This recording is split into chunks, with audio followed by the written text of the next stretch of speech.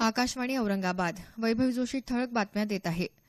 मराठी आणि हिंदी चित्रपटसृष्टीतल्या ज्येष्ठ अभिनेत्री रीमा लागू यांचं आज पहाटे मुंबई इथं हृदयविकाराच्या झटक्यानं निधन झालं. त्या 59 वर्षांच्या होत्या. मैंने प्यार किया, आशिकी, साजन, हम आपके है कौन, वास्तव, कुछ कुछ होता है आणि हम साथ साथ है या गाजलेल्या हिंदी चित्रपटातील त्यांची आईची व्यक्तिरेखा गाजली होती. अनेक नाटकं आणि हिंदी मालिकांमध्येही त्यांनी अभिनय केला. नणंद भावजय, आपली माणसं, बिनधास्त आदी मराठी चित्रपट, तू तू मैं, श्रीमान श्रीमती या हिंदी मालिका, तसंच घर तिघांचं हवं, चल आटप लवकर, तो एक क्षण यासारख्या नाटकात त्यांनी भूमिका साकारल्या.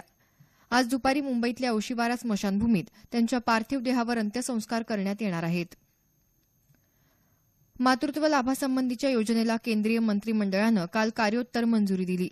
गेल्या 1 जानेवारीपासून ही योजना देशातल्या सगळ्या जिल्ह्यांमध्ये लागू झाली आहे. ही योजना पहिल्या अपत्यासाठीच लागू असून प्रसूतीपूर्व आणि प्रसूतीनंतर स्त्रियांचं योग्य पोषण व्हावं याकरता हे लाभ दिले जातात. या काळातल्या रजेमुळे स्त्रियांचं आर्थिक नुकसान होऊ नये याकरता त्यांना रोख स्वरूपात अर्थसहाय्य करण्याची तरतूद करण्यात आली आहे. सावित्रीबाई फुले पुणे विद्यापीठाच्या कुलगुरूपदी डॉ नितीन रघुनाथ करमळकर यांची नियुक्ती करण्यात आली आहे. राज्यपाल सी विद्यासागर राव यांनी काल डॉ करमळकर यांच्या नियुक्तीची घोषणा केली.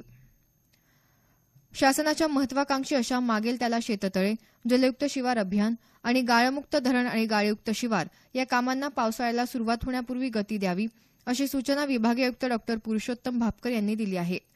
भापकर यांनी मराठवाड्यातल्या सर्व जिल्हाधिकारी, मुख्य कार्यकारी अधिकारी, जलसंपदा, जलसंधारण आणि कृषी विभागातल्या वरिष्ठ अधिकाऱ्यांशी दूरदृश्य संवाद प्रणालीच्या माध्यमातून संवाद साधला. त्यावेळी ते बोलत होते. संक्षिप्त बातमीपत्र संपलं. आमचं यानंतरचं बातमीपत्र दुपारी 1 वाजता.